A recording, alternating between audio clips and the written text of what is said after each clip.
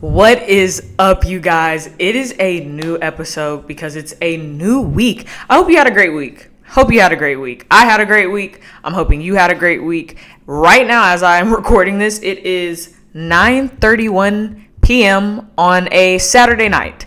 And I am here to talk about Colorado and Arizona State's game that they had today. So this will be another episode where it's just a breakdown of the game. So won't be too long, but we're about to get into it right now. If you didn't watch the game, Colorado won 27-24 to Arizona State. Their record goes to 4-2, 1-2 in conference play, and Arizona State is 1-5 overall, 0-3 in conference play. Both of these teams were having losing streaks, so they were coming into this game looking to string together a win. They needed some confidence, some rhythm. Both of their schedules, it's going very deep into Pac-12 play, and you're needing this win. You're needing to find some confidence in your team right now. Colorado having 2 losses back-to-back. Arizona State only having 1 win on the season. Both were desperately like, hey, we need some wins. I was impressed by Colorado. I feel like they sat there and fixed the things as to why they lost the game against USC. Offensively, I feel like they looked better, more up-tempo, getting the ball out, motioning Dylan Edwards more, not just keeping him in the backfield to go up the middle, but putting him, on the line, letting him get his routes, getting him to the ball, motioning him. I thought they played more effectively. Clock management was better towards the end, which we will talk about. Shedeur Sanders continues to prove to us why he is that guy and that you cannot leave too much time on the clock for him. It is kind of funny when you think about Tom Brady being one of his mentors because he does have some qualities when it comes to, you never wanted to give Tom Brady the ball in the fourth quarter with too much time. 10 seconds was too much time for Tom Brady because he was a clutch guy. Shedeur Sanders has that quality and he keeps proving that. There's evidence to back that up. Now, if you're Arizona State, I thought that they had in their wheelhouse that they could run the ball. They struggled. The guy that I expected to be the guy for them was Cameron Skattebo. He did not play great. I think he was hurt. They used him for a lot of things. I mean, they motion him out. They line him up. He gets the ball in the backfield. And I think he's the punter. So I think he just wear and tear throughout the season so far. He didn't look as lively, but he had some very crucial first downs that they needed late in the fourth quarter. So they didn't play great. Trenton for Arizona State, 32 for 49, 335 yards, 1 touchdown. Shedeur Sanders, 26 for 42, 239 yards, 1 passing touchdown, and 1 rushing touchdown. So when I'm looking at these stats on my laptop, again, Colorado just cannot run the ball efficiently. They just can't right now. I'm looking at their total rushing, 30 carries for 56 yards, which resulted in 2 touchdowns. Arizona State didn't rush the ball well either. 29 carries for 57 yards, 2 touchdowns as well. When it comes to receiving, Arizona State had a better passing game, 32 catches for 335 yards, and then Colorado had 26 catches for 239 yards. My thing with this Colorado offense is that I still believe their best bet is to play very up-tempo, get the ball out. I do not believe Shedeur Sanders needs to stay in the pocket and hold the ball that long. I think he's holding it too long. That O-line is not good enough to allow him to hold the ball that long. That is not me being unfair. I'm telling you, this assessment of that O-line is very warranted. What I saw today made me mad as a fan because you have this amazing quarterback who can make every throw on the field. He is efficient. He is accurate. He is a leader. Why are you allowing him to keep racking up these hits? These sacks? Seeing your quarterback on the ground should upset you that much. The fact that he's one of the most sacked quarterbacks in college football should really anger that offensive line because that stat is because of you. Now, sure, we could sit there and say, well, some of these plays he should roll out, he should do this. Sure. At the end of the day, the pocket collapses so quickly. You could blow on that offensive line and they just all fall down. That is a problem. You got to have some pride and some dignity that you're an offensive line that needs to get better every week. I have not seen it. Why does your quarterback continue to find himself on the ground? Those hits add up. And he is one of the most important pieces of this team, if not the piece, offensively. What I want to see from this offensive line is really some pride and dignity.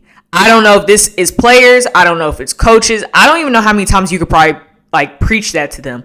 I saw particular players in the offensive line just getting beat.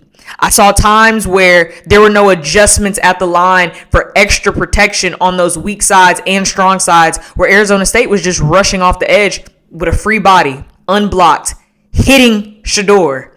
There was times I saw that even if the pocket did try, they were just getting pushed right over. Sack.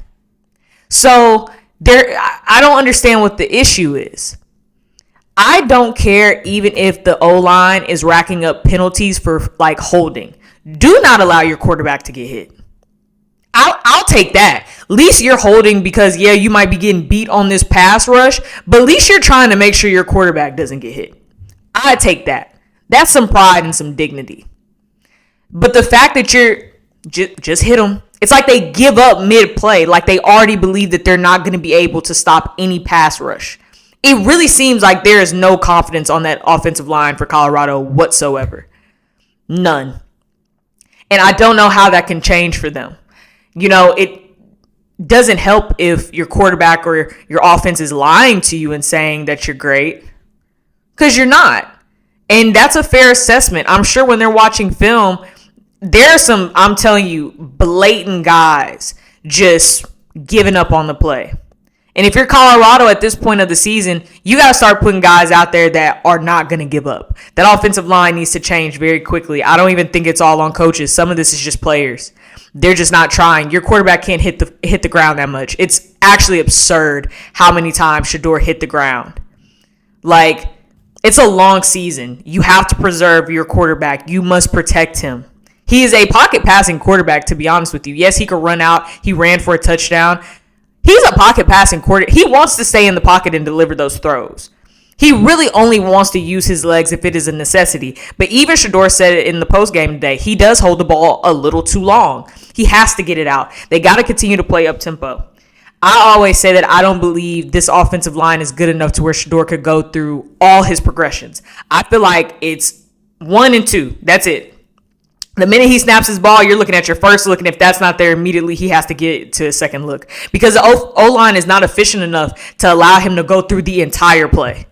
They're just not good enough for that. So I think, and sometimes he holds it too long where those sacks do happen because the offensive line just can't hold up that long.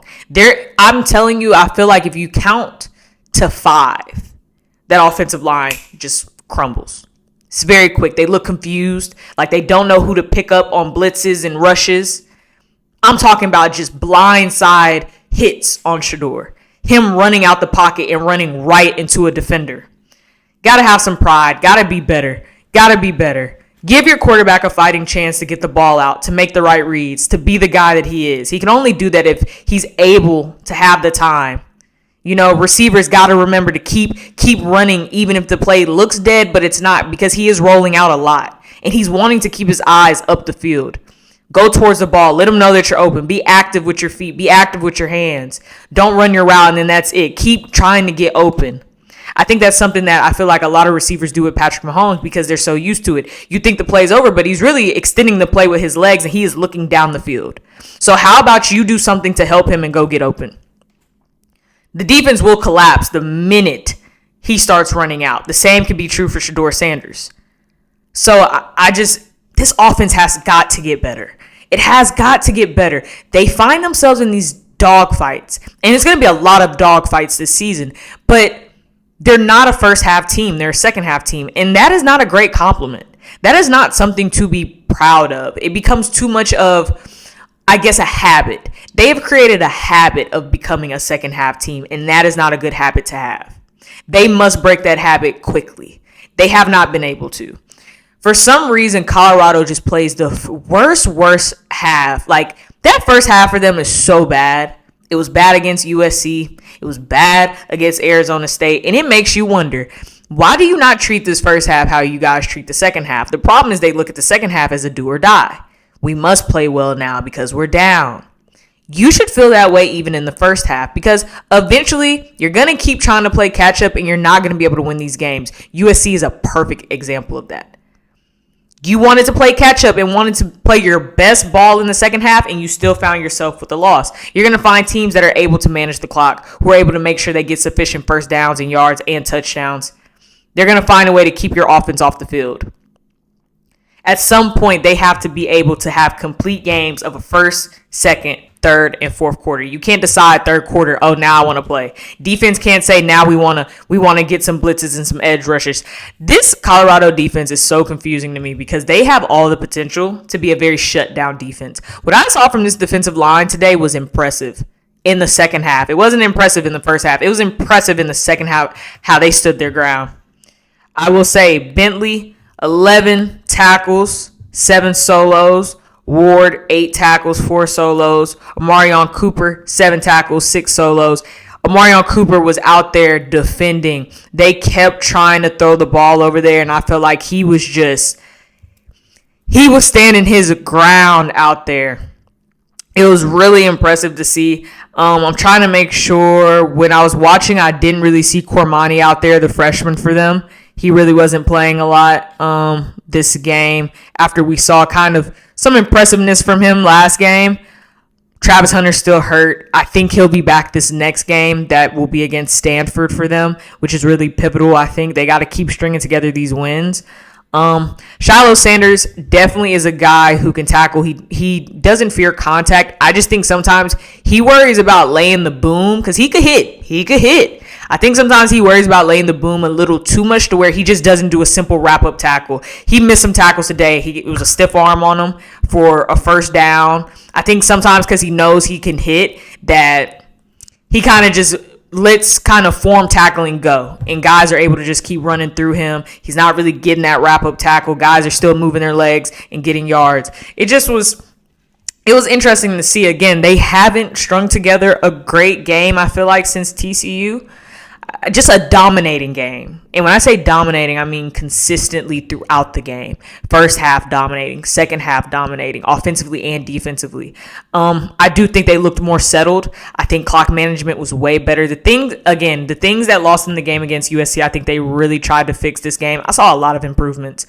They gave Colorado the ball with too much time left. 50 seconds left. Shedeur Sanders is known for driving down the field. He perfectly strings together some passes, some drives, gets his guys open, and finds them in the position to let Mata. It don't matter to go kick that 43-yard field goal and win them the game, to set them up. It was so amazing to see how in this clock management situation, which is very similar to what happened at with USC, Shedeur kind of was slowing the game down against USC. He got into that post-game conference and took accountability. I was checking out a lot of these plays. I was asking for the run. I just didn't think our personnel was there to be able to do the high-tempo plays. But I think this game he understood, I got to go fast. I gotta play to what the coach is saying, and that's what I saw in that last drive, delivering the ball. I'm talking about big 42-yard pass to put them right in position, running down the field. Let's go. Very urgent, very decisive with his throws. Wasn't sitting there trying to, let's run it. Let's go win this game. Let's go get this in position for Mata to go do his thing. Mata was part of the Louis luggage that Coach Prime was talking about when he left Jackson State. Mata is automatic, okay? Automata. I'm going to keep saying it.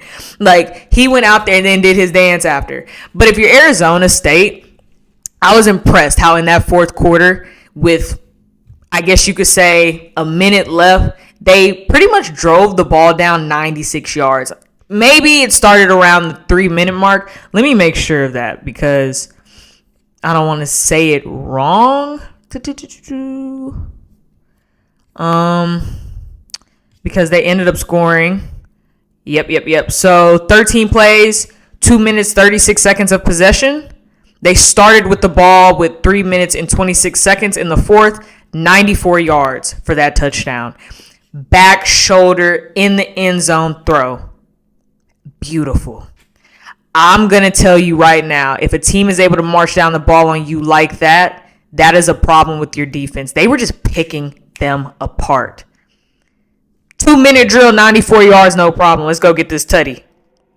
That's what Arizona State did. Now, imagine if we see a repeat of what happened with USC, and Colorado's actually down 2 touchdowns. It's a different game, right? But because they understood that Arizona State kind of played really fast and gave too much time, all Colorado had to do was kick the field goal. They didn't have to play for the touchdown. You just got to play for the field goal. Get 3 points, get up out of there. But Arizona State was able to tie this ball game up 24-24 because your defense collapsed. You got stops. Your D-line was getting sacks. But then when it really mattered most, you give up a whole touchdown in the end zone. I ain't gonna lie. I felt like Arizona State should have went for the 2. You're 1-4. You have nothing to lose at this point. You've lost a lot of games as is. I want to see some confidence. I want to see some guts. Go for the 2. Go for the 2. Why not? But they were playing for the overtime. I'm not going to play for the overtime against a team like Colorado because I understand that Shedeur Sanders has been here before. He likes it with 50 seconds left. He likes it if you give him an overtime situation. I'm going to go play for the 2. Try to make sure I can keep this ball out his hands and at least us with the lead. But no, they don't go for the 2. They kick the field goal. They play it safe. I get it. It's the extra point. Get your 1. It's tied. Trust your defense, right? 5 plays, 50 yards for the field goal. That's what it took. Antonio for Colorado went out there and balled, was a big receiver for them. Again, Arizona State's breakdown defensively was interesting to see throughout the game. And I think that is why Coach Prime said in the postgame he's sick of how they play, because if they play how they play in the second half and the first half, these games aren't nail biters like this. It's just straight up win, let's go home, handle our business.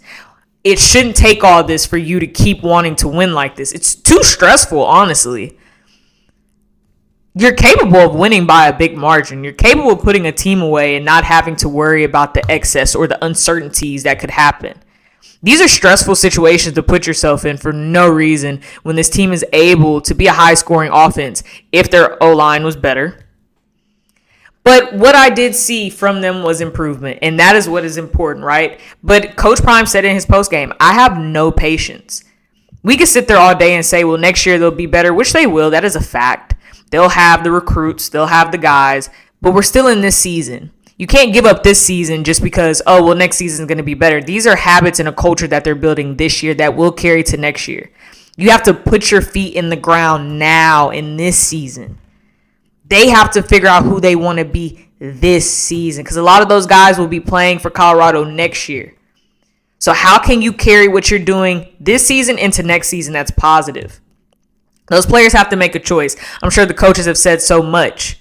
There's only so much coaching you could do to where it's like, okay, do you at least want to be a team that is completely dominant? Keep playing from behind and keep seeing what's going to end up happening. You're going to run into some teams that's going to be like, you are never going to catch up. I think they're gaining their confidence. I think the offense is settling down. I just think, again, when your O-line is not giving your quarterback enough time, he must not keep the ball in his hand that long. You know what you're working with. Your pocket collapses really fast. Get the ball out. First 2 reads, that's it. Play up tempo to what Coach Lewis is trying to do. Simple as that. I think they have all the star power to do it. They have the talented players to do it. I don't like that they wasted all 3 of their timeouts in the first quarter. I thought that was horrible. Some of this is coaching. They have to do better with their management of time. Why are you wasting all 3 timeouts in the first quarter? Why? They did better in the second half and actually try to preserve them this time. I was happy about that. I was very happy about that. I was really happy about that last drive, period. Shedeur Sanders was just in control. He was playing up tempo. He was getting the ball out. He understood the situation, wasn't overthinking it, not doing too much. I love that. But in that first half, I'm like, why are all your timeouts gone in the first quarter already? Why are your guys struggling to sub in and out? Why do they not know what's going on? Some of this is the players, man. You got to have some pride, some dignity. It's only going to get harder. It's okay to have all the attention and everyone is rooting for Colorado, and then some people who are not. And I get that that's fun, but you got to make sure that you're paying attention to the details, the little things. That's what's going to matter at the end of this thing. You want to make sure that you're bowl eligible. You want to make sure that you're able to go compete for something when the season is over with. You want to set the foundation now for next season because they will be better. They will be better. because they're going to get all the pieces that they need. They're seeing all their weaknesses in front of them. That is a blessing to see your weaknesses ahead of you. Someone said the best thing is to have a hater tell you what you don't do right. Because if you go fix those things, there is no conversation. Simple as that.